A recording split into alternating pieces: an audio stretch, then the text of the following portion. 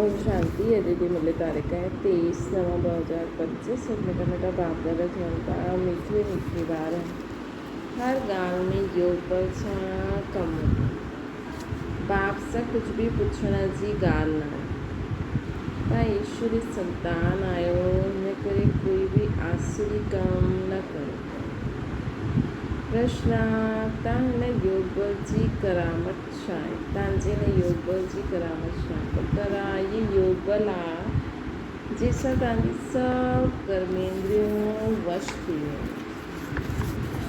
ये योग बल आ जैसा तांजी सब कर्मेंद्रियों वश थी वेंदियूं योग बल जे सिवाय ता पावन ठही न सघंदा योग बल सां ई सॼी सृष्टि पावन ठहींदी इन करे पावन ठहिण लाइ व भोजन खे शुद्ध ठाहिण जे लाइ याद जी यात्रा में रहो पावन ठहिण लाइ ऐं भोजन खे शुद्ध ठाहिण लाइ याद जी यात्रा में रहो युक्ति सां हलो नम्रता सां व्यवहार करो युक्ति सां हलो नम्रता सां व्यवहार करो। शांति।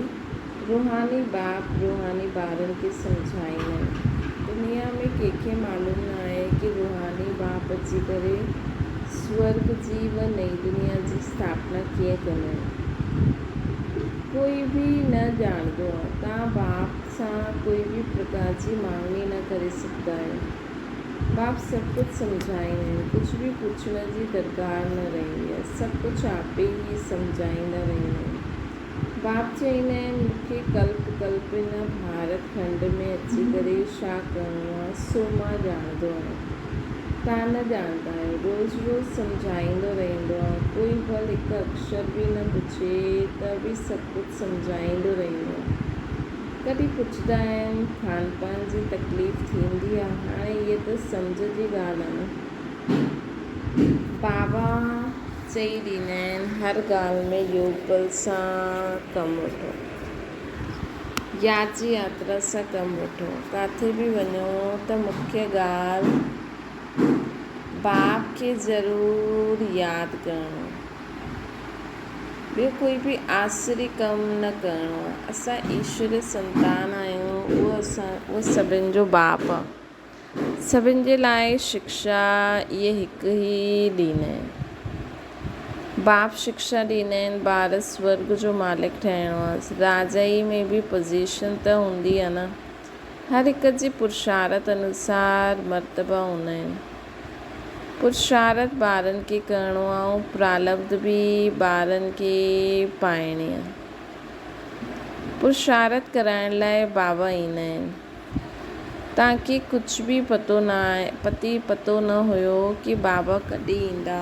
छा अची करे कंदा काॾे वठी हलंदा बाबा ई अची करे सम्झाईंदा आहिनि ड्रामा जी प्लान अनुसार तव्हां किथां किरिया आहियो हिकदमि ऊची चोटी खां जरा बि ॿुधी में न ईंदो आहे कि असां केरु आहियूं असां महसूसु कंदा आहियूं हाणे महसूसु कंदा आहियो न तव्हांखे स्वप्न में बि न हुयो कि बाबा अची करे छा कंदा तव्हां बि कुझु न ॼाणंदा हुयो हाणे बाप मिलियो आहे त सम्झंदा आहियो अहिड़े बाप जे मथां त निछावर वञो जीअं पवित्रता पतिव्रता स्त्री हूंदी आहे न जीअं पतिव्रता स्त्री हूंदी आहे त पति ते केतिरो निछावर वेंदी आहे चिता ते चढ़ण में बि डर न थींदो केतिरी बहादुरी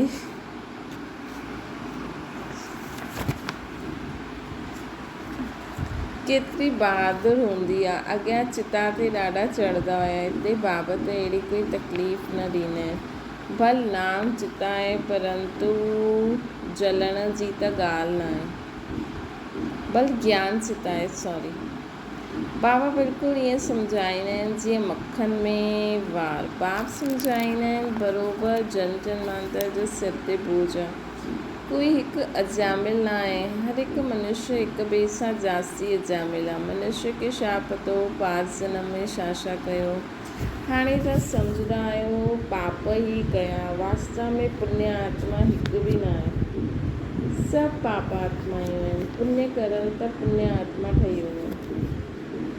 पुण्य आत्मा हूंदी आहे सतयुग में। कोई हॉस्पिटल आदि ठाहे सो छा सीढ़ी उतरण सां थोरी बची सघंदा। चढ़ती कला त न थींदी, न किरदा ई रहंदा। ये बाबति अहिड़ो बिलवेड़ा सिर्फ़ जेते तईंदा आहिनि जीते जी निछावर वञनि। श्री पतियनि जो पति, बापनि जो बाप, सभिनि खां ऊचा न।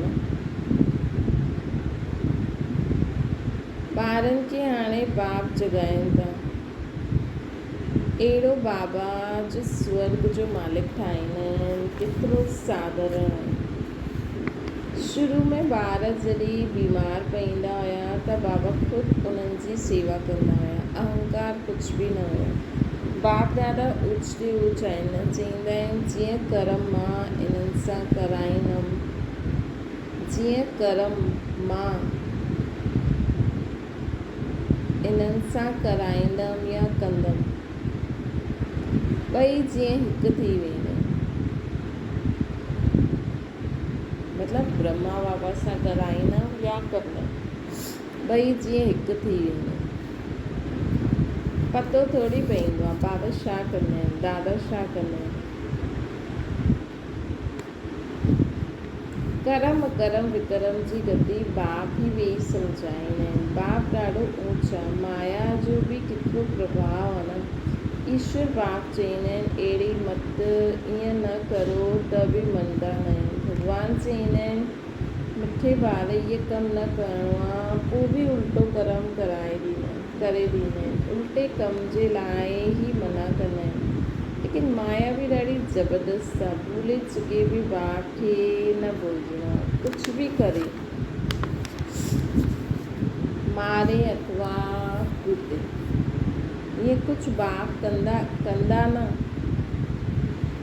परंतु ये एक्सट्रीम आहे। मतिलबु ये एक्सट्रीम आहे जो शुरू में थियो हुयो। गीत बि आहे न, तव्हांजे दर खे कॾहिं न छॾंदासीं, चाहे कुझु बि चओ। ॿाहिरि में रखो ई छा आहे। बुद्धि बि चवंदी आहे वेंदा काथे। बाप बादशाही ॾींदा आहिनि, पोइ थोरी कॾहिं मिलंदी असांखे अहिड़ी बादशाही।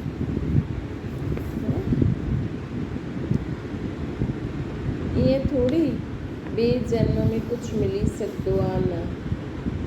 ये पालौकिक बाप बेहद सुखदान जो असांखे मालिक ठाहींदा आहिनि। ॿारनि खे दैवी गुण बि धारण करणा आहिनि, सो बि बाप राय ॾींदा आहिनि।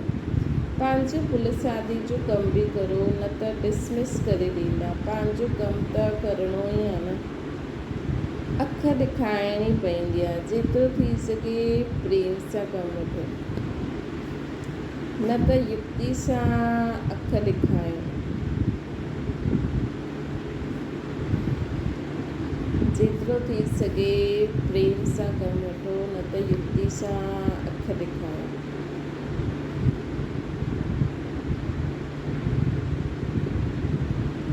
हथ न हलाइणो,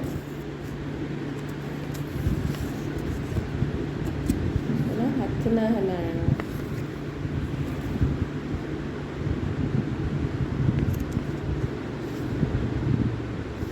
प्रेम सां कमु वठो, न त युक्ति सां अख ॾेखारियो। हथ न हलाइणो, जिते बि हथ न हलाइणो।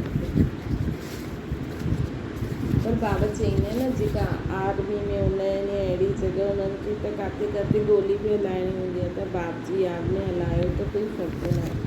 बाबा खे केतिरा ढेर ॿार आहिनि। बाबा खे बि ॿारनि जो ओनो रहंदो आहे। मूल ॻाल्हि पवित्र रहणो आहे। जन जन्मांतर तव्हां पुकारियो आहे न, हे पतित पावन अची करे असांखे पावन ठाहियो, परंतु अर्थ कुझु बि सम्झंदा न आहिनि। सॾु कंदा आहिनि त ज़रूरु पतित आहे, न त बुलाइण जी दरकार न आहे, पूजा जी बि दरकार न आहे। बुलाईंदा आहिनि त पतित आहिनि न त छो सॾु करे। पावन आत्मा कोई थोरी कॾहिं भॻवान खे यादि कंदी आहे। सतयुग में पावन आत्मायूं भॻवान खे छो जो भॻवान जी ज़रूरत ई पवंदी आहे जॾहिं पतित आहियूं। बाप सम्झाईंदा आहिनि त अबलाइन ते केतिरो अत्याचार थींदो आहे, सहन करिणो ई आहे न। युक्तियूं बि बदिलाईंदा रहंदा आहिनि। ॾाढो नम्रता सां हलो, चओ तव्हां त भॻवानु आहियो, पोइ छा मांगंदा आहियो। हथियालो बांधे समय मतिलबु स्त्री जॾहिं पुरुष जॾहिं चईंदो आहे न अपलाइन ते अत्याचार थींदो आहे त उहे ईअं चवनि कि तव्हां त भॻवानु आहियो। जॾहिं हथियालो बदिले समय चईंदा आहिनि न मां तव्हांजो पति ईश्वर गुरु सभु कुझु आहियां, हाणे मां पवित्र रहणु चाहींदी आहियां त तव्हां रोकंदा छो आहियो। भॻवान खे त पतित पावन चइबो आहे न। बाप ई पावन ठाहिण वारो, तव्हां ई पावन ठाहिण वारा ठही। भॻवान खे त पतित पावन चइबो आहे, तव्हां ई पावन ठाहिण वारा ठही वञो।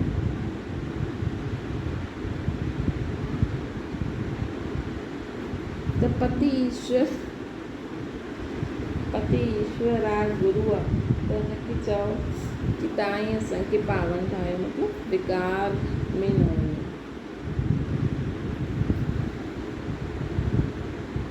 ईअं प्यार सां नम्रता सां ॻाल्हि करणी। क्रोध करे त फूल जी वर्षा करो, मारंदा आहियो पोइ अफ़सोस बि कंदा आहिनि। जे शराब पीअंदा आहिनि त वॾो नशो चढ़ी वेंदो आहे न।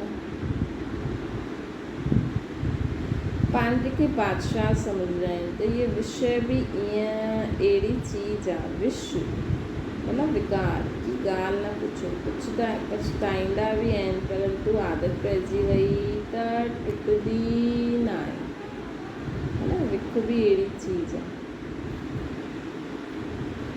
हिकु ॿ बार विकार में वियो त बसि नशो चढ़ी वियो, पोइ किरंदा ई रहंदा। ईअं नशे जी चीज़ ख़ुशी में लाहींदी आहे, जीअं नशे जी चीज़ ख़ुशी में लाहींदी आहे, उहो विकार बि ईअं।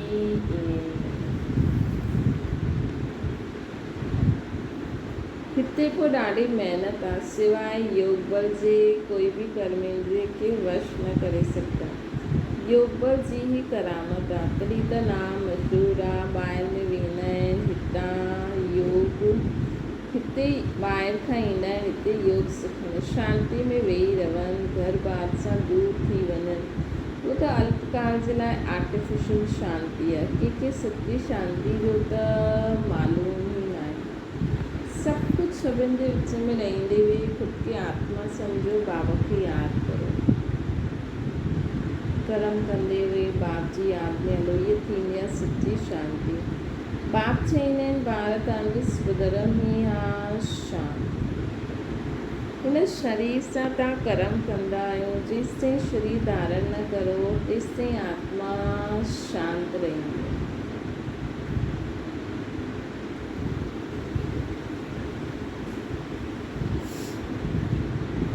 पोइ काथे न काथे वञी करे प्रवेश कंदी आहे। हुते त पोइ कोई सूक्ष्म शरीर सां धक्का खाईंदा रहंदा आहिनि, उहो छाया जी शरीर थींदा आहिनि न। कोई दुख ॾियण वारा हूंदा आहिनि, कोई सुठा हूंदा आहिनि। हिते बि कोई भले मनुष्य हूंदा आहिनि जो कंहिंखे दुख न ॾींदा आहिनि। हिते बि सुठा कोई भला मनुष्य हूंदा आहिनि जो कंहिंखे दुख न ॾींदा आहिनि। कोई त ॾाढो दुख ॾींदा आहिनि, कोई जीअं साधु महात्मा हूंदा आहिनि। बाप सम्झाईंदा आहिनि मिठी मिठी सिकी लॾे ॿार तव्हां 5000 वर्ष पोइ वरी खां अची करे मिलिया आहियो, छा वठण लाइ आया आहियो। बाबा ॿुधायो आहे तव्हांखे छा मिलण जो आहे। बाबा तव्हांखां छा मिलणो आहे, इहो त प्रश्न ई न आहे। बाप सम्झाईंदा आहिनि मिठी मिठी सिकी लॾे ॿार तव्हां 5000 वर्ष पोइ वरी खां अची करे मिलिया आहियो, छा वठण लाइ आया आहियो। बाबा ॿुधायो आहे तव्हांखे छा मिलण जो आहे। बाबा बाबा तव्हांसां छा मिलणो आहे इहे प्रश्न ई न आहे। तव्हां त आहियो ई हेवनली गॉड फादर, नई दुनिया जे रचयिता, त ज़रूरु तव्हां खां बादशाही मिलंदी न। बाबा चईंदा आहिनि थोरो बि कुझु सम्झी करे वेंदो त स्वर्ग में ज़रूरु अची वेंदो। असां स्वर्ग जी स्थापना करणु आया आहियूं। वॾे ते वॾो आसामी आहे भॻवानु प्रजापिता ब्रह्मा। तव्हां ॼाणंदा आहियो विष्णु केरु आहे? तव्हां ॼाणंदा आहियो विष्णु केरु आहे? ॿियो कोई खे पतो ई न आहे। तव्हां त चईंदा अञा असां हिननि जे घराने जा आहियूं। इहे लक्ष्मी नारायण त सतयुग में राज्य कंदा हुया। इहे चक्कर आदि वास्तव में विष्णु खे थोरी आहे, विष्णु खे न आहे।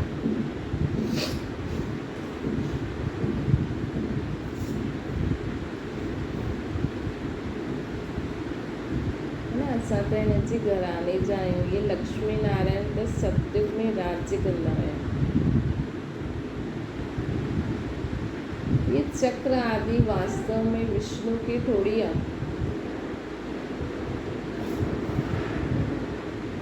कहिड़ी नशे जी ॻाल्हि आहे।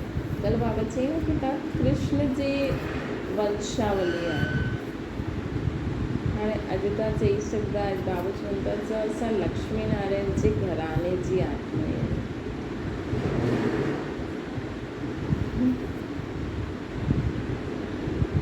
चक्र आदि वास्तव में विष्णु खे थोरी आहे। ये अलंकार असां ब्राह्मणनि जा आहिनि। नारायण के सतयुग में ये अलंकार असां ब्राह्मणनि जा आहिनि। हाणे ये नॉलेज आहे, सतयुग में थोरी सम्झाईंदा।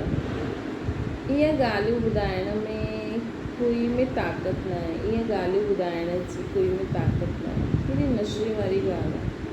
तव्हां हिन 84 जे चक्कर खे ॼाणंदा आहियो। इन जो अर्थ कोई सम्झी न सघे।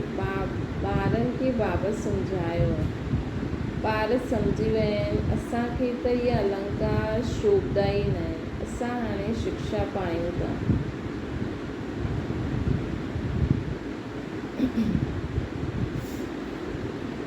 पुरुषार्थ करूं था, पोइ ईअं ठही वेंदासीं। सुदर्शन चक्र फिराईंदे फिराईंदे असां देवता ठही वेंदासीं। सत्युग त्रेता द्वापर कलयुग। सुदर्शन चक्र फिराईंदे फिराईंदे असां देवता ठही वेंदासीं।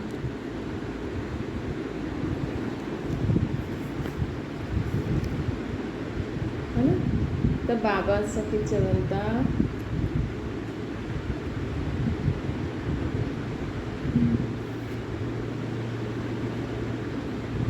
सुदर्शन चक्र अर्थात रचयिता और रचना जे आदि मध्य अंत खे ॼाणनि। सुदर्शन चक्र सां कृष्ण कंस जो गलो काटे न।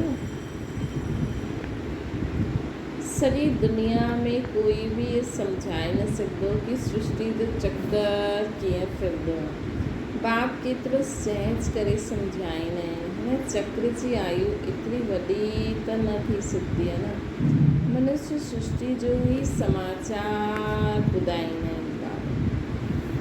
मनुष्य सृष्टि जो ही समाचार ॿुधाईंदा आहिनि कि एतिरा मनुष्य आहिनि। बाबा इहे थोरी ॿुधाईंदा एतिरा कछुआ आहिनि, एतिरी मछलियूं आहिनि। मनुष्यनि जी ही ॻाल्हि आहे न। तव्हां सां बि प्रश्न पुछंदा आहिनि। बाबा सभु कुझु बतलाईंदा रहंदा आहिनि। सिर्फ़ु उन ते पूरो ध्यानु ॾियणो। बाबा सम्झाईंदा आहिनि योग बल सां तव्हां सृष्टि खे पावन ठाहींदा आहियो त छा योग बल सां तव्हां भोजन खे शुद्ध न करे सघंदा आहियो? अच्छा, तव्हां त ईअं ठहिया आहियो। पोइ कोई खे तव्हां समान ठाहींदा आहियो। हाणे तव्हां ॿार सम्झंदा आहियो कि बाबा आहिनि स्वर्ग जी बादशाही वरी खां ॾियण लाइ। त इन्हनि खे रिफ्यूज़ न करिणी आहे। विश्व जी बादशाही रिफ्यूज़ कई त ख़तमु। पोइ रिफ्यूज़ अटैक किचिरे जे दॿे में वञी करे पईंदव। इहा सॼी दुनिया किचिरो आहे न, त इन्हनि खे रिफ्यूज़ ई चईंदासीं। दुनिया जो हाल ॾिसो छा आहे। तव्हां ॼाणंदा आहियो असां विश्व जा मालिक ठही न आहियूं। इहे कंहिंखे पतो न आहे कि सतयुग में हिकु ई राज्य हुयो, मञंदा ई न आहिनि। पंहिंजो घमंड रहंदो आहे त पोइ जरा बि ॿुधंदा न आहिनि। चई ॾींदा आहिनि इहे सभु तव्हांजी कल्पना आहे, कल्पना सां ई शरीर आदि ठहियो। इहे चई ॾींदा आहिनि कल्पना सां ई शरीर आदि ठहियो आहे। अर्थ कुझु बि न सम्झंदा आहिनि।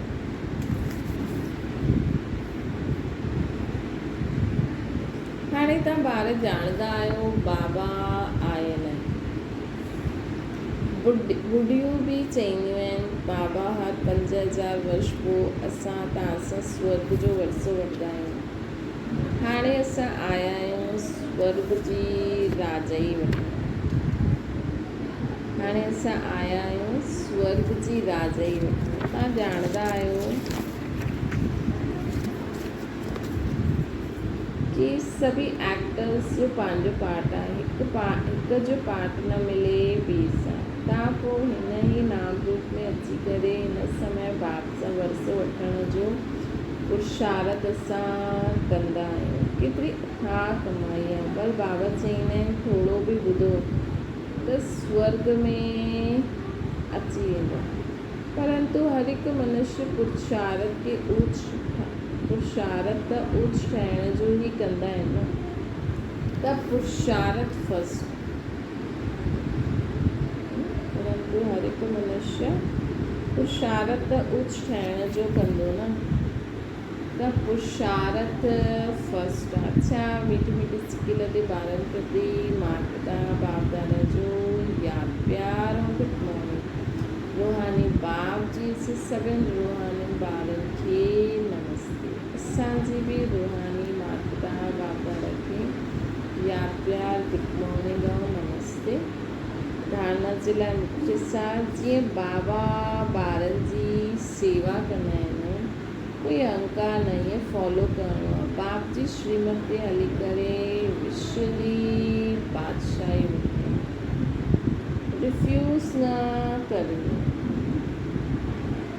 बाप जी श्रीमत ते हली करे असांखे विश्व जी बादशाही वठणी आहे, रिफ्यूज़ न करिणो आहे। बापनि जो बाप पतियुनि जो पति जो सभिनि खां ऊच आहे, बिलवेड आहे। हुन ते जीते जी निछावर वञणो।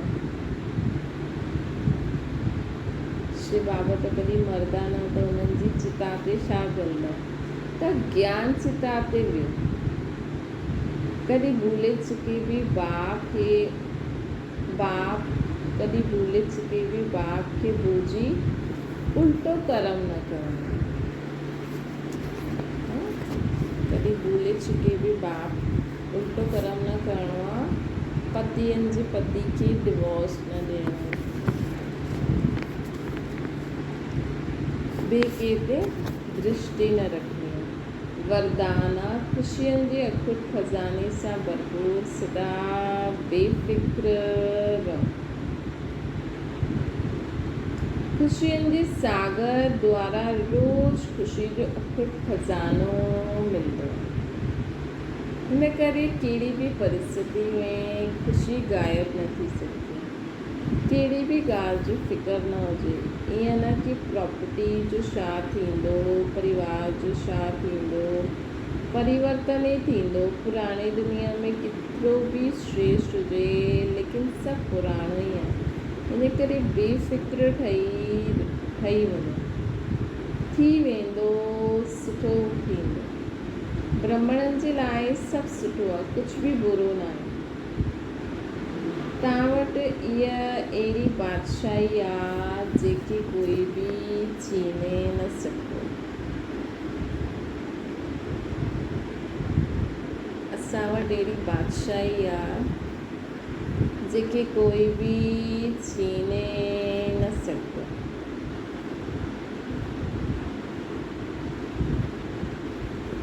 स्लोगन आहे हिन संसार खे हिकु अलौकिक खेल ऐं परिस्थितियुनि खे खिलौनो मञी करे हलो त कॾहिं निराश न थींदो।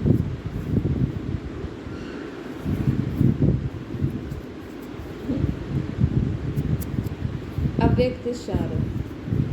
लास्ट सो फास्ट पुरुषार्थ ज्वाला स्वरूप जो ही थींदो आहे न। पांडवनि जे कारण यादव रुकिया आहिनि। पांडवनि जी श्रेष्ठ शान रूहानी शान जी स्थिति यादवनि जे परेशानी वारी परिस्थिति खे समाप्त करे ॾींदी। त पंहिंजी शान में रहो त यादवनि जी सभु परेशानियूं ख़तमु थी वेंदियूं।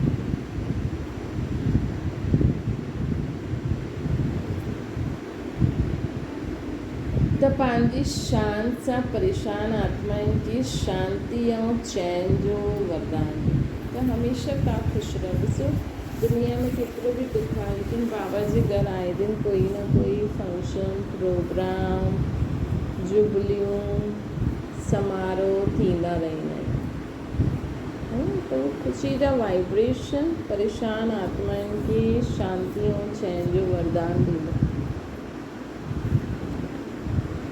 ज्वाला स्वरूप अर्थात लाइट हाउस माइट हाउस। ज्वाला स्वरूप छा आहे? लाइट हाउस माइट हाउस।